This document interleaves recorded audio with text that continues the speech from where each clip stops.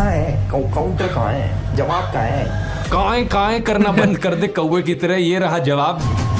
खतरनाक George Soros, जिनके बारे में इतनी कंस्पिरेसी थ्योरीज फैलाई जाती हैं, इनके बीजेपी के साथ मैंने डायरेक्ट लिंक्स दिखा दिए। लेकिन एल्विश ने जो लिंक बताया हर्ष मंदर का मेरे साथ, आप भी सुनकर चौंक जाएंगे कि कोई इस लेवल का बेवकूफ कैसे हो सकता है। वैसे मुझे तो लगता है ये खुद ही इतना बेवकूफ है, क्योंकि इसने ये भी नहीं नोटिस किया कि ये वाला जो आदिल अमन था जो मेरे फेसबुक ग्रुप में था, उसके नाम की स्पेलिंग अलग थी और इस वाले आदिल अमन के नाम की स्पेलिंग अलग है। ऑलरेडी तेरे ऊपर इतने सारे कोर्ट केसेस चल रहे हैं, जमानत पर तू बाहर है, और फिर वीडियो में ऐसी आकर बकवास करता है कि और तेरे ऊपर कोर्ट केसेस आ जाए। आजकल सांप के नशा करने वालों को एक पढ़े लिखे आदमी से रिप्लाई काफी वायरल हो रहा है, तो चलिए सच्चाई देखते हैं। नमस्कार, मैं हूं भास्कर जयकर और आपका बहुत बहुत स्वागत है मेरे YouTube चैनल मेरा देश पे। नमस्कार दोस्तों, कभी बिटोड़ा देखा है आपने? ये चीज, इसमें गोबर के बने हुए उपले रखे जाते हैं। हरियाणवी में एक कहावत है कि बिटोड़े के मुंह से उपले ही निकले। अभी कुछ हफ्ते पहले किसी दोस्त ने मुझे कहा कि एल्विश यादव ने मेरे ऊपर एक वीडियो बनाया है, मेरा क्या कहना है उस वीडियो को लेकर। मैंने कहा भाई क्या यार, क्या उम्मीद करते हो, बिठोड़े के मुंह से उपले ही निकलेंगे। अब वैसे तो दोस्तों इन गोदी यूट्यूबर्स का एक पूरा झुंड बैठा है जिसने पिछले कुछ महीनों में मेरे ऊपर एक से बढ़कर एक हमले करने की कोशिश करी है।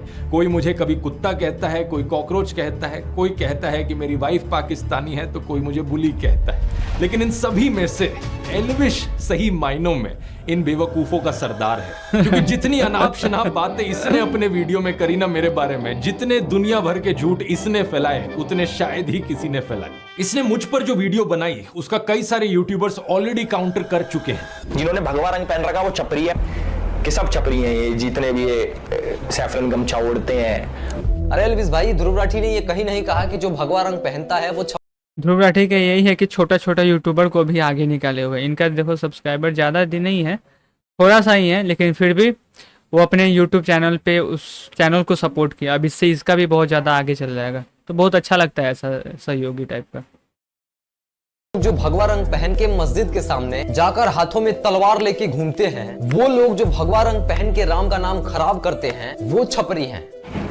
इसे बोलते हैं भाई साहब ब्रेन वॉशिंग। किस चीज का सिस्टम है? बच्चे बिगाड़ने का, गैम्बलिंग ऐप प्रमोट करने का, या फिर भांग पीकर वीडियो बनाने का, बियर पीकर वीडियो बनाने का, माहौल खराब करने का? आखिर किस चीज का सिस्टम? किसी भी चीज को यहाँ से वहां जोड़ दिया, कभी बोला कुछ, दिखाया कुछ, कभी तो बोलना ही नहीं आया ढंग से। हर्ष मंदार कह लो या फिर हर्ष मंदर कह लो, जो भी है। तो this is an interview of Harmander Singh. Harmander Singh Harsh Mandar नहीं है, इज अ डिफरेंट गाय। अब जस्ट बिकॉज उनके नाम सिमिलर हैं तो इसने उन्हीं का आर्टिकल दिखा दिया, मतलब हद होती है यार। अब इस बात का कोई प्रूफ अवेलेबल नहीं है कि हर्ष मंदर और ध्रुव राठी डायरेक्टली कनेक्टेड हैं, लेकिन एक स्पेकुलेशन के आधार पे और एक कॉन्स्पिरेसी थ्योरी के आधार पे इस बात को इतने कॉन्फिडेंस से बता दिया जाता है। जो व्यक्ति गाली देता था वो व्यक्ति ने इस वीडियो में गाली नहीं दी, खुद ही बोल रहा नहीं दे पाऊंगा। क्यों? क्योंकि इस व्यक्ति ने सुधारा है उसको। ये है पढ़े लिखे यूट्यूबर्स का फर्क। जब छपरियों का सरदार गाली देना बंद कर सकता है इस व्यक्ति के वीडियो की वजह से, तो फिर इसके जो गुलाम हैं वो क्यों नहीं गाली देना बंद करेंगे? इतनी बेइज्जती होने के बाद भी एल्विश का मन नहीं भरा, मुझसे कहने लगा कि काउंटर दो। कहाँ है काउंटर, कहाँ है काउंटर? काउंटर कहाँ है काउंटर, कहाँ है जवाब, कहाँ है? काएं करना बंद कर दे कौवे की तरह, ये रहा जवाब। बस एक चीज कहूंगा, विक्टिम कार्ड मत खेलियो इस वीडियो को देखने के बाद। रोना धोना नहीं चलेगा, पहले भी तू टीवी पर बहुत रोया। लोग मेरे को बोलते थे बीजेपी का दल्ला है। हमारे ध्रुव भाई को एंटी नेशनल्स में इतना इंटरेस्ट क्यों है? करने को कोई कुछ भी कर सकता है, पर इंसान कितना पागल होगा। बीजेपी की एक बड़ी पॉपुलर स्ट्रैटेजी है, आपने भी नोटिस किया होगा दोस्तों, कि जो भी इंसान बीजेपी की आलोचना करता है, ये बीजेपी वाले उसे एंटी नेशनल घोषित करते फिरते हैं। एल्विश ने भी यही किया कि ये इंसान एंटी नेशनल, वो एंटी नेशनल, फलाना एंटी नेशनल, ढिमकाना एंटी नेशनल। अब किसी तरीके से इन सभी लोगों के ध्रुव राठी से कनेक्शन जोड़ दो और इसे भी एंटी नेशनल घोषित कर दो। मैंने तो एंटी नेशनल घोषित कर दिया। आइए पॉइंट बाय पॉइंट देखते हैं कि इसने एग्जैक्टली क्या कहा था। इसने बात करी थी आदिल अमन नाम के एक आदमी की। साल 2020 के अंदर ध्रुव राठी ने एक फेसबुक ग्रुप बनाया जिसके अंदर वो एडमिन थे, और इस ग्रुप के अंदर बहुत सारे लोग थे। उसके अंदर एक इंपॉर्टेंट चेहरा था जिसका नाम है आदिल अमन। पहली गलत इन्फो, साल 2020 में मैंने कोई ग्रुप नहीं बनाया। जिस ग्रुप की ये बात कर रहा है वो मैंने 2017 में बनाया था और 2020 तक तो मैंने उसे बंद कर दिया था। इस फेसबुक ग्रुप का नाम था ध्रुव राठी स्क्वाड। इसके साथ साथ मेरा एक फेसबुक पेज भी है सिर्फ ध्रुव राठी नाम से। इस ग्रुप को मैनेज करने के लिए मैंने कुछ एडमिन्स को चुना, उन लोगों में से जो मेरे फेसबुक पेज पर सबसे ज्यादा एक्टिव लोग थे। कौन ये लोग थे मैं नहीं जानता। मैंने सिर्फ इस बेसिस पर इन लोगों फेसबुक ग्रुप का एडमिन बनाया कि ये मेरे फेसबुक पेज पर सबसे ज्यादा लाइक और कमेंट करते थे। इनफैक्ट फेसबुक की खुद की ये सजेशन होती थी उस जमाने में। तो जो भी एडमिन्स थे मेरे फेसबुक ग्रुप के, उनमें से किसी से भी मैं आज तक पर्सनली कभी नहीं मिला। अब हुआ क्या कि इनमें से एक एडमिन आदिल अमन ने एक टाइम पर बड़े ही वायलेंट और एक्सट्रीमिस्ट टाइप के कमेंट्स किए, जिन्हें ऑब्वियसली मैं सपोर्ट नहीं करता। बाकी एडमिन्स ने वो कमेंट्स मुझे दिखाए और मैंने फिर इसे एडमिन की पोजीशन से हटा दिया। अब लॉजिकल सी बात है, मैं हमेशा नाथुराम गोडसे वाली ऐसी मानसिकता का विरोध करता हूं, लेकिन बाद में मैंने रियलाइज किया कि अगर इस तरीके से चलता रहा, इस ग्रुप में कोई कुछ भी लिखेगा, ब्लेम वहां मेरे ऊपर आएगा बाद में। इसलिए साल 2020-21 के अराउंड मैंने इस पूरे फेसबुक ग्रुप को ही शट डाउन कर दिया। अब 4 सालों बाद हमारी कहानी में एंट्री होती है इस बेवकूफ की, जो इस घटना को लेकर एक स्कैंडल बनाने की कोशिश करता है। ये अपनी इमेजिनरी कहानियां बनाता है कि आदिल और मैं तो जिगरी दोस्त हैं। अगर ध्रुव भाई ये वीडियो देख रहे हैं तो भाई के चेहरे पे मुस्कुराहट आ गई होगी, क्योंकि पुराने साथी हैं, आम आदमी पार्टी में साथ में काम करते थे। जब प्रधानमंत्री मोदी सड़क छाप मवालियों को ट्विटर पर फॉलो करते हुए दिखते हैं, तब तो ये गोदी इन्फ्लुएंसर सारा लॉजिक लगा देते हैं कि इसमें हमारे प्रधानमंत्री जी की क्या गलती।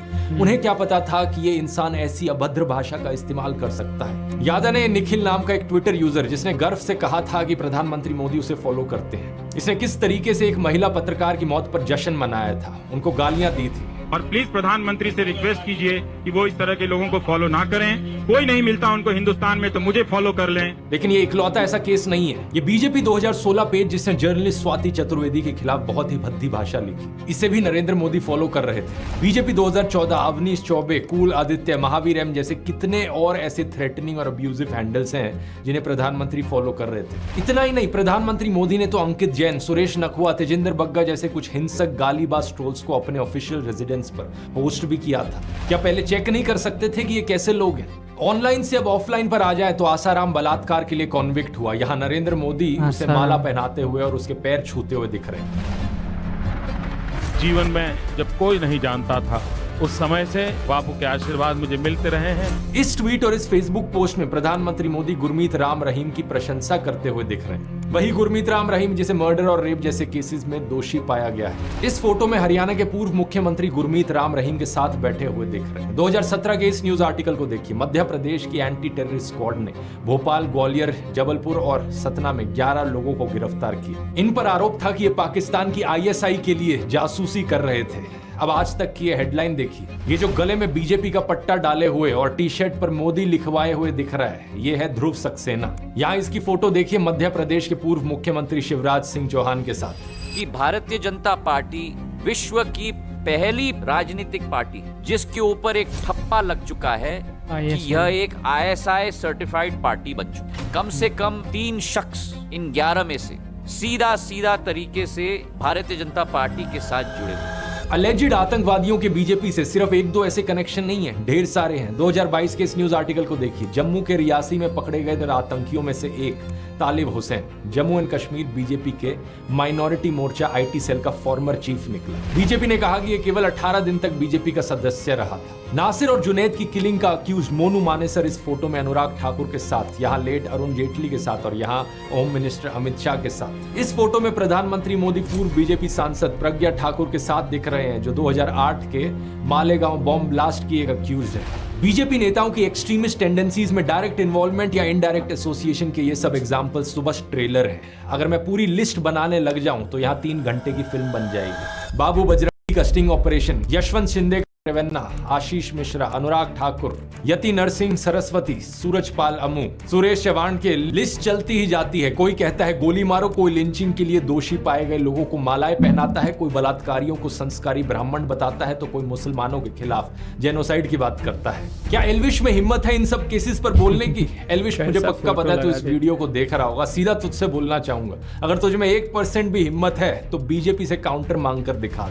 कहाँ है काउंटर? कहाँ है काउंटर? ये जो काएं करे जा रहा था ना मेरे साथ, बीजेपी के साथ करके दिखा। नहीं कर पाएगा, क्योंकि मुझे पता है तेरे जैसे सत्ता के चाटुकार पूरी जिंदगी ऐसी हिम्मत नहीं जुटा पाएंगे। मेरे खिलाफ बोलना आसान है क्योंकि पता है सरकार पीछे से कुछ कहेगी नहीं और बड़े यूट्यूबर को टारगेट करके व्यूज मिलेंगे, कंट्रोवर्सी होगी, पब्लिसिटी मिलेगी। पता है तुझ जैसे गोदी यूट्यूबर्स की सबसे बड़ी प्रॉब्लम क्या है? तुझ जैसे लोगों को लगता है कि कंट्रोवर्सी क्रिएट करके व्यूज आएंगे और इसी तरीके से फॉलोअर्स बटोरे जा सकते हैं, इसी तरीके से यूट्यूब पर करियर बनाया जा सकता है। लेकिन तेरे जैसे एक और यूट्यूबर को मैंने पहले भी कहा था कि कंट्रोवर्सी करके एक सस्टेनेबल यूट्यूब करियर बनाना पॉसिबल नहीं है। एक लिमिट तक ही लोग इस ड्रामे को बर्दाश्त करेंगे, उसके बाद लोगों को भी पता लग जाएगा कि ये ड्रामा जो करता है, कंट्रोवर्सी जो करता है, सिर्फ व्यूज के लिए करता है, पैसे के लिए करता है। असलियत में यूट्यूब पर अगर एक लॉन्ग टर्म करियर बनाना है तो उसके लिए ऑडियंस को कुछ जेन्युइन वैल्यू देनी पड़ेगी। ये चीज मैंने अपने यूट्यूब ब्लूप्रिंट कोर्स में सिखाई है। अगर तुझे नहीं समझ में आती तो जाकर कोर्स ले ले, तेरे लिए एक स्पेशल डिस्काउंट भी दे देता हूँ। कूपन कोड यूज कर elvish40 40% ऑफ मिलेगा। इस 7.5 घंटे के कोर्स में मैंने सब कुछ सिखाया है कि फिल्मिंग कैसे करनी है, एडिटिंग कैसे करनी है, मोनेटाइजेशन कैसे करी जाती है, इस करियर से पैसे कैसे कमाए जा सकते हैं बिना गैम्बलिंग और बेटिंग की एप्स को प्रमोट करें।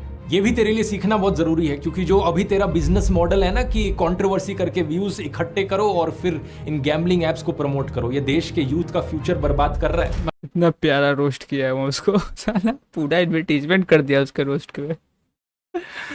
YouTube के करियर में मैंने जो भी कुछ सीखा है वो मैंने आपको इसमें सिखाया है। इस QR कोड को स्कैन कर सकते हैं या लिंक नीचे डिस्क्रिप्शन में भी मिल जाएगा। टॉपिक पर वापस आए तो आगे बंदा बात करता है जॉर्ज सोरोस की। तो हर्ष मंदार है वो जॉर्ज सोरोस के साथ काम करता है, जिसने 8,000 करोड़ की फंडिंग दे रखी है मोदी जैसे राष्ट्रवादी पीएम को हटाने के लिए और सरकार गिराने के लिए। ये जॉर्ज सोरोस वाला प्रोपेगेंडा आपने जरूर व्हाट्सएप यूनिवर्सिटी पर कभी ना कभी देखा होगा। इसमें Illuminati, new world order, Pakistan, China, America, वामपंथी, JNU, toolkit gang, Khan market gang, Congress वगैरह इन सब की साथ में बात करी जाती है। एक बिल्कुल खिचड़ी बना दी जाती है इन सब बड़े बड़े वर्ड्स की, और ये खिचड़ी मोदी भक्तों को खिलाई जाती है गुड मॉर्निंग मैसेज के साथ व्हाट्सएप। एल्विश अपने वीडियो में बार बार कहता है कि गूगल कर लो, गूगल कर लो। तो आइए गूगल करके देखते हैं कि कौन है ये जॉर्ज सोरोस। जॉर्ज सोरोस एक हंगेरियन अमेरिकन बिलियनियर है और वे एक investor, hedge fund manager, short seller और फिलैंथ्रोपिस्ट है। बहुत सारे बड़े बड़े शब्द हैं, मैं जानता हूं एल्विश को हजम नहीं हुए होंगे, तो उसने सीधा व्हाट्सएप खोला और देखा कि व्हाट्सएप पर जो लिखा है वो बता देता हूं। 1992 में इन्होंने अपनी शॉर्ट सेलिंग से बैंक ऑफ इंग्लैंड को हिला दिया था, $1 बिलियन का प्रॉफिट कमाया था। 1997 में इन्होंने थाईलैंड और मलेशिया की करेंसीज को शॉर्ट कर दिया था, जिसकी वजह से एक फाइनेंशियल क्राइसिस देखने को मिली। उसी साल इन्होंने दी अटलांटिक में एक आर्टिकल लिखा था जिसमें इन्होंने कहा कि वैसे तो मैंने फाइनेंशियल मार्केट्स में छप्पर फाड़ कमाई की है, लेकिन अब मुझे लगता है कि लेसे फेयर कैपिटलिज्म, यानी जहां कोई रेगुलेशंस ना हो, ऐसा कैपिटलिज्म एक खतरा है ओपन सोसाइटी के लिए। ओपन सोसाइटी का मतलब है एक ऐसी दुनिया जहां डेमोक्रेटिक गवर्नेंस हो, फ्रीडम ऑफ एक्सप्रेशन हो और इंडिविजुअल राइट्स के लिए रिस्पेक्ट की जाए। ऐसी सोसाइटी बनाने के लिए इन्होंने दुनिया के 100 देशों में अपनी ओपन सोसाइटी फाउंडेशन बनाई।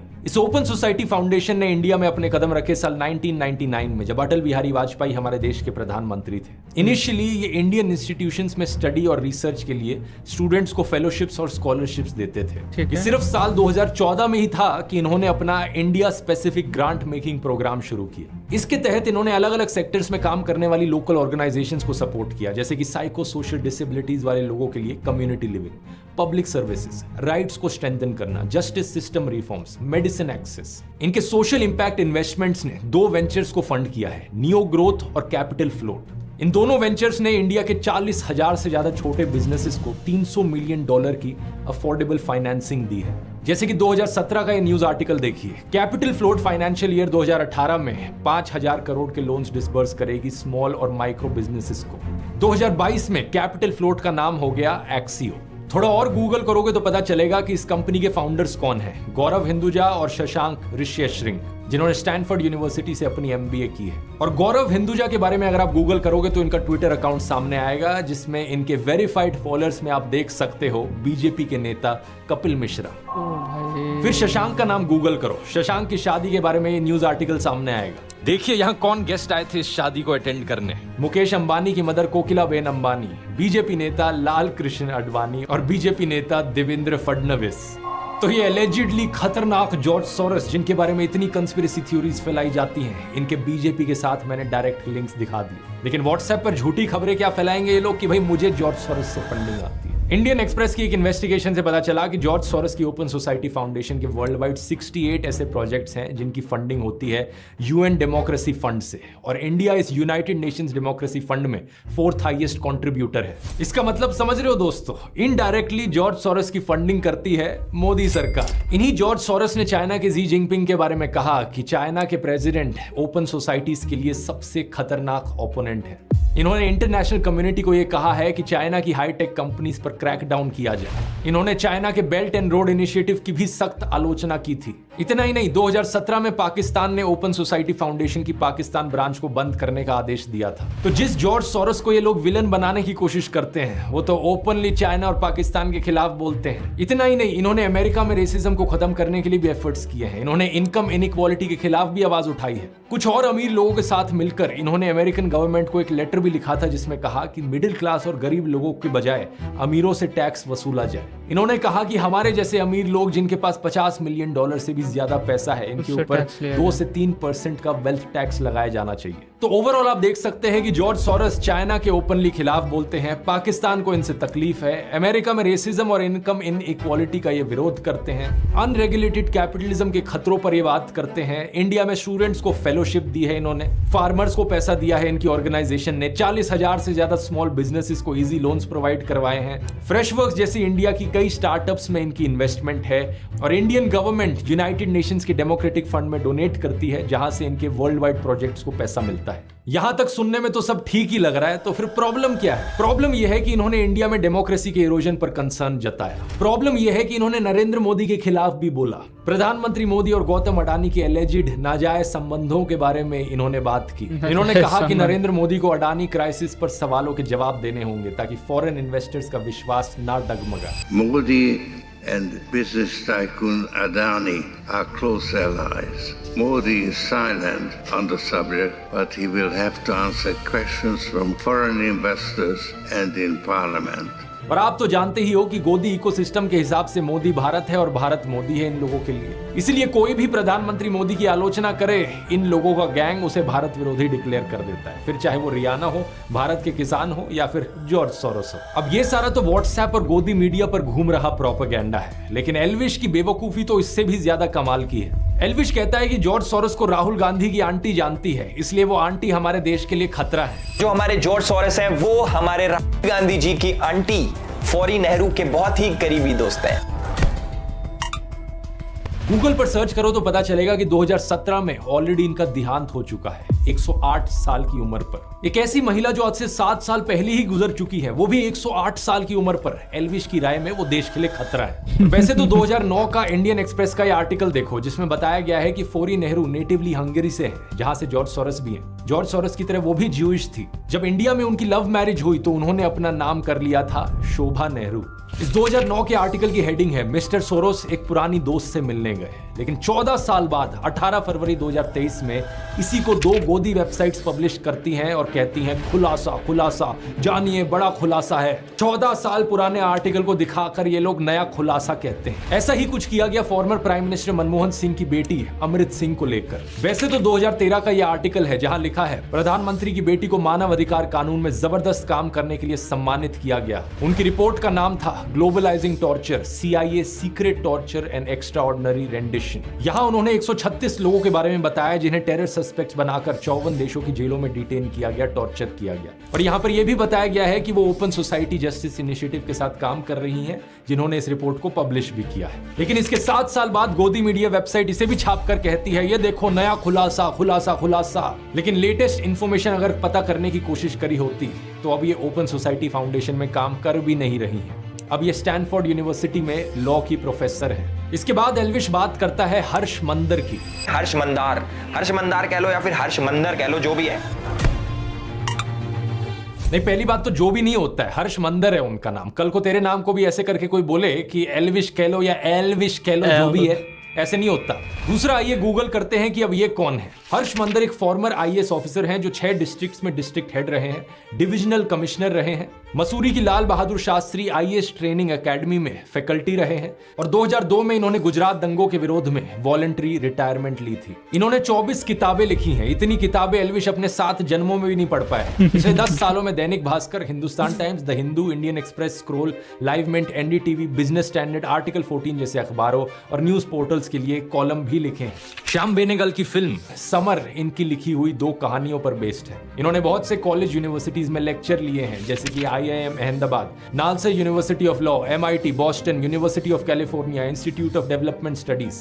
2010 से 2012 तक ये यूपीए सरकार द्वारा बनाए गए नेशनल एडवाइजरी काउंसिल के मेंबर थे। कई इंपॉर्टेंट बिल्स ड्राफ्ट करने में इनका योगदान रहा है, जैसे कि right to information, right to education, food security bill, child labour abolition. इन्होंने लिंचिंग्स के विरोध में कारवाए मोहब्बत कैंपेन चलाया और इन्हें इनके काम के लिए बहुत सारे अवार्ड्स मिले हैं, जैसे कि M.A. Thomas National Human Rights Award 2002, Christy Harmony Award 2012 या क्वाइट मिलेथ अवार्ड 2020। लेकिन इस अनपढ़ बेवकूफ एल्विश के अनुसार ये भी एंटी नेशनल है। आप पूछोगे क्यों? क्योंकि इन्होंने जॉर्ज सोरोस की ओपन सोसाइटी फाउंडेशन के साथ काम किया है। वही हर्ष मंदार जो कि जॉर्ज सोरोस के लिए काम करता है और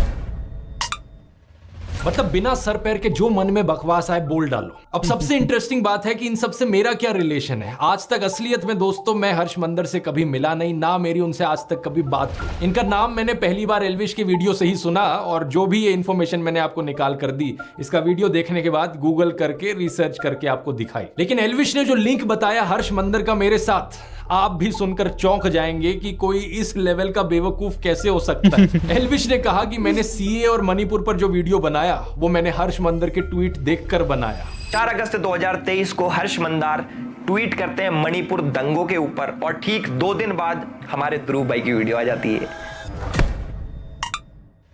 ये ट्वीट और वीडियो की टाइमिंग तो ऐसे दिखा रहा है जैसे कि बहुत बड़ा जासूस बन गया हो, लेकिन यहां पर भी इसने गलती करी। 14 दिसंबर 2019 को हर्ष मंदार CAA और NRC के ऊपर एक ट्वीट करता है और ठीक 3 दिन बाद यानी कि 17 दिसंबर 2019 को हमारे ध्रुव भाई as per the tool kit video बनाते हैं। उसके अंदर CAA का जिक्र होता है। असलियत में ये मेरा दूसरा वीडियो था CAA NRC के ऊपर। इससे 5 दिन पहले 12 दिसंबर को मैंने पहला वीडियो अपलोड किया था। टोटल में 3 वीडियोस मैंने बनाए थे। तीनों वीडियोस आज के दिन भी यूट्यूब पर अपलोडेड है। आप जाके इन तीनों में से इनके टाइम स्टैम्प्स देख सकते हो कि कब इन्हें अपलोड किया गया। तो पहली बात तो ये प्रूफ ही गलत है, और अगर ये सच भी होता तो इस तरीके से कनेक्शन दिखाना एक बहुत ही अजीबोगरीब चीज है। देश में कोई भी टॉपिक न्यूज में आता है तो ऑफकोर्स जो टॉप यूट्यूबर्स हैं उस पर वीडियोस बनाएंगे। मैं वीडियो बनाऊंगा उस चीज पर। दिसंबर 2019 में न्यूज चैनल्स पर, सोशल मीडिया पर इसकी बहुत चर्चा चल रही थी तो मैंने वीडियो बनाया। मेरे साथ साथ लाखों लोगों ने इस पर ट्वीट किए, फेसबुक पर पोस्ट किए। सेम चीज मणिपुर के लिए भी कही जा सकती है। जब मणिपुर का इशू चल रहा था तो मैंने उस पर वीडियो बनाया। अब लाखों लोगों के ट्वीट्स में से किसी एक इंसान को पकड़ लेना और कहना कि देखो इस इंसान के ट्वीट के बाद मैंने अपना वीडियो बनाया, भाई क्या लॉजिक है यार ये। और मणिपुर पर वो वीडियो बनाने का ख्याल मुझे इसलिए आया क्योंकि मणिपुर की ट्रैजिक क्लैशेस में उन 2 औरतों की वीडियो ने हर एक इंसान की आत्मा को झकझोर दिया था। हर एक इंसान जिसकी जमीन मरी नहीं हुई थी, जिसकी आत्मा बिकी नहीं हुई थी, उसने इस टॉपिक की बात करी है। लेकिन एल्विश जैसे सत्ता के चाटुकार का मुंह बिल्कुल बंद था मणिपुर जैसे इशू पर, और फिर कहता है कि मैं तो बड़ा नेशनलिस्ट हूँ। तो हम तो भैया देश प्रेमी है खूब। अब हमें कुछ भी करो, देश प्रेम हमारे अंदर भरा है। यहाँ पूरे शरीर में देश प्रेम भरा है। कुछ शर्म आती है तुझे या नहीं? रिसेंटली तुझसे नीट एग्जाम के बारे में पूछा गया तो तेरे मुंह में छाले पड़ गए, दांत दिखाकर हंसने लगा। गवर्नमेंट नीट एग्जाम, डॉक्टर्स के एग्जाम के पेपर लीक हुए, उस पर आपका क्या कहना है? क्योंकि एल्विश प्लीज आप मुनावर और तू चाहता है कि बाकी लोग भी तेरी तरह किसी सोशियो पॉलिटिकल इश्यूज पर बोले ही ना कुछ। क्या तू अपने फैंस और व्यूअर्स को बिल्कुल ही बेवकूफ मानता है कि कुछ भी बचकाना बात वो हजम कर लेंगे तेरी? एल्विश को यह अंदेशा तो जरूर था कि ऐसी बचकाना बातों पर लोग यकीन नहीं करेंगे, इसलिए एक और पैंतरा खेला इसने। हर्ष मंदर के साथ मेरा कनेक्शन जोड़ने की कोशिश में ये आदिल अमन को बीच में ले आया। कहने लगा कि आदिल अमन एक्चुअली में अब जर्मनी में रहता है और हर्ष मंदर के साथ काम करता है। सबसे अच्छी बात यह है कि हमारे आदिल अमन भाई भी जर्मनी शिफ्ट हो चुके हैं और 2019 से कारवाए मोहब्बत नाम की एक NGO के साथ काम कर रहे हैं।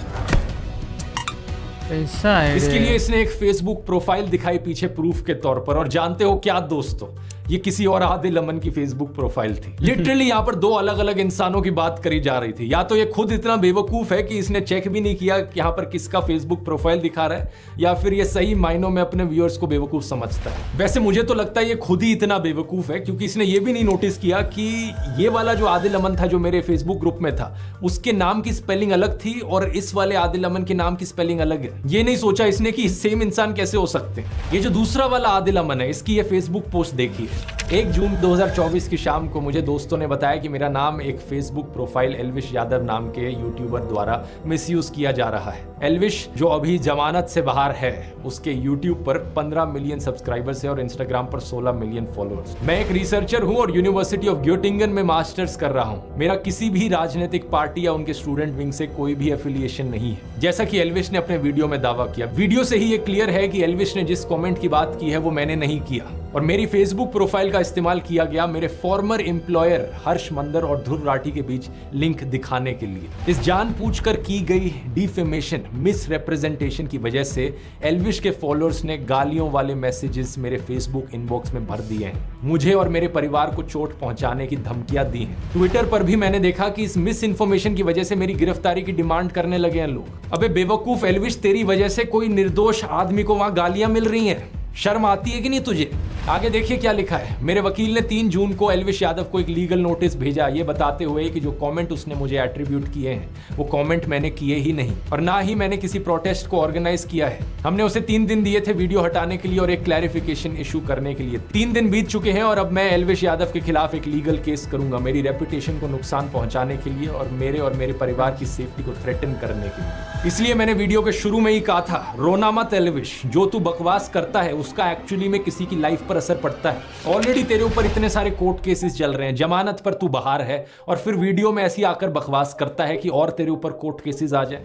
एल्विश ने अपने वीडियो में कहा कि कोई भी आर्टिकल फार्टिकल दिखाकर किसी को भी कुछ भी साबित किया जा सकता है। मान लो कैमरामैन है, मुझे इसको गलत साबित करना है, मैं भाई कर दूंगा कैसे न कैसे करके, आर्टिकल पार्टिकल दिखा के। और यही चीज एग्जैक्टली एल्विश ने अपने वीडियो में करी। मैं पूछना चाहूंगा, जरा अपनी ऑडियंस को बता दे, ये सब जो तूने किया सिर्फ व्यूज और पैसे के लिए किया या फिर ऊपर से कोई पे भी कर रहा था तुझे? हर्ष मंदर की बात करते हुए इसने एक आर्टिकल दिखाया, एक लाइन को अंडरलाइन कर दिया कि मेरे माता पिता तांजानिया में ब्रिटिश पुलिस के लिए काम करते थे। अब इस आर्टिकल को देखो, यहां तो मंदर की बजाय सिंह लिखा है।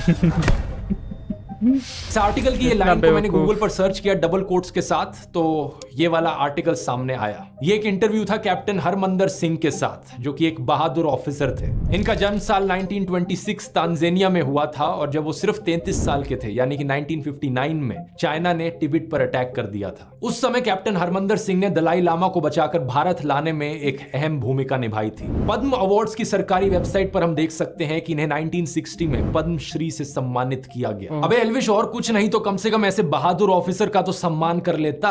माना कि तू अनपढ़ टाइप का है, लेकिन क्या इतना भी पढ़ना नहीं आता कि हर्ष मंदर और हरमंदर सिंह में डिफरेंशिएट कर सके? और वैसे मैं आपको बता दूं दोस्तों, हर्ष मंदर इन्हीं कैप्टन हरमंदर सिंह के बेटे हैं। यहां पर अगर हर्ष मंदर भी चाहें तो वो भी सीधा सीधा एल्विश के ऊपर डिफेमेशन का केस कर सकते हैं। इतना ही नहीं, former prime minister Manmohan Singh ji की बेटी अमृत सिंह के खिलाफ जो तूने झूठ फैलाया है वो भी केस कर सकती हैं तेरे ऊपर। और तो और मैं भी केस कर सकता हूं तेरे ऊपर डिफेमेशन का। मेरे लॉयर ने कहा कि जो भी तूने बकवास करी है इस वीडियो में वो सीधे तौर पर क्रिमिनल डिफेमेशन का केस बनता है। अगर ये सारे और केसेस कल को तेरे ऊपर हो गए तो फिर विक्टिम कार्ड मत खेलियो। मैंने पहले ही वार्न किया था इस वीडियो में। जितने फालतू के फर्जी लिंक्स एल्विश ने मेरे बनाने की कोशिश करी और लोगों के साथ, उससे सीधा कनेक्शन मैं इसका बना सकता हूं। एल्विश ने अपने एक वीडियो में अखिलेश यादव को सपोर्ट दिखाया था। वैसे हम तो भाई अखिलेश के सपोर्टर है भाई, यादव बिरादरी जिंदाबाद कर रखी है हमने पूरे यूपी में, तो भाई बताओ कि क्यों ना करें हम अखिलेश को सपोर्ट। अखिलेश यादव के अलायंस पार्टनर कौन है? राहुल गांधी। तो अगर ये राहुल गांधी को देशद्रोही ठहरा रहा था वहां पर अपने वीडियो में, तो ये खुद भी देशद्रोही हुआ। और दूसरी तरफ बीजेपी से भी तेरे इतने ही लिंक्स हैं, इतने सारे पॉलिटिशियंस के साथ जाकर तूने फोटो खिंचाई है, शो ऑफ किया है, अपना सपोर्ट जताने की कोशिश करी है। तो चाहे इस तरफ से हो चाहे उस तरफ से, तेरे भी फालतू के कैसे कनेक्शंस बनाए जा सकते हैं और तुझे भी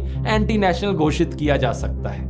मैंने तो एंटी नेशनल घोषित कर दिया, अब देखो एनआईए ने पकड़ लिया। एल्विश, तेरे जितने भी झूठ पकड़े हैं मैंने अभी तक सिर्फ 5-6 मिनट के वीडियो के सेक्शन में पकड़े हैं, अभी तो और झूठ पकड़ने बाकी है। पकड़ लिया। तूने और बहुत सारे आरोप लगाए थे मेरे ऊपर कि कैसे मैंने अपने व्हाट्सएप चैनल पर झूठी जानकारी फैलाई, टेलीग्राम पर पोर्नोग्राफिक कंटेंट शेयर किया, क्या क्या बकवास तू इमेजिन करता है। कभी तूने कहा कि मैं कोई फर्जी कॉइन प्रमोट करता हूं, कभी तूने कहा कि मेरा आम आदमी पार्टी के साथ लिंक है। जो तूने गंदगी फैलाई है इसको साफ करने में एक और वीडियो लगेगा। आगे के एक वीडियो में दोस्तों बाकी सारे आरोपों को भी डिटेल में समझेंगे और इस एल्विश यादव की असली पर्सनालिटी को भी पकड़ेंगे। इतने एल्विश, थोड़ा इंट्रोस्पेक्ट कर, अंकल आंटी से जाकर बात कर, उन्हें वीडियो दिखा, उन्हें भी बता कि कितने और कोर्ट केसेस अब तेरे ऊपर किए जा सकते हैं। और हाँ, विक्टिम कार्ड मत खेलना, मुझे नहीं चाहिए कि तू दोबारा से जाकर किसी न्यूज चैनल पर रोना धोना कर। तो ये रहा वीडियो और हमको तो मजा आया बहुत ज्यादा। एक और बात बोलते हैं कि अगर सच्चाई बताना, अगर एंटी नेशनल है तो हाँ हम भी एंटी नेशनल है, ठीक है। और हम सपोर्ट करते हैं ध्रुव राठी को। ध्रुव राठी का अगले वीडियो का इंतजार रहेगा। तब तक के लिए ख्याल रखिए, मस्त रहिए। और मेरा भी चैनल का 1000 सब्सक्राइबर पूरा हो गया है। अगर मेरा भी अच्छा खासा सब्सक्राइबर हुआ तो अभी तो ध्रुव राठी ही दिक्कत कर रहा था, उसके बाद हम भी करेंगे।